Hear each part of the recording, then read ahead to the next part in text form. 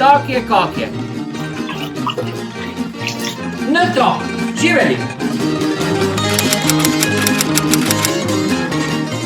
Neki dan sam na mobitelu prečital za frekvenciju kako je Zagorje pod utjecajem crne magije jer su svi u kleti. No, tak sam i ja včeraj bil pod utjecajem crne magije jer sam bil u kleti pri mamom Jožeku, ne?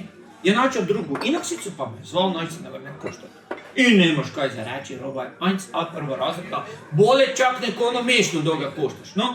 I vezda da je natočil, drugu je mali Jožek rekel, jaj, kak bi bilo lepo da sam ja žirafa. Ja sam ga en čas gledal, pa sam rekel, Jožek, dragi, ja znam da te moči to, kaj si ti niski, da bi štel biti malo višji. Ode ba žirafa! Ne radi visine, nekad bi bil mrzla kak je mišta, kak bi mi dugo išlo čez grlo. Joj, kak bi to lepo bilo. Samo rekli, Jožek, ti bi bilo lepo v tom trenutku, a sam razmišljal o tome, kak bi ti lepo bilo, kak bi to povračal von. On je na to samo odmahnul rukom i rekel je, vsako zlo za neko dobro. I tak je potegnul z one kupice, kak potegne z rezervoara Francijeka vzetor, dok je na full gasu. No, ja mu se nisem mogel dati dole, pa sem i ja potegnul za njim tak.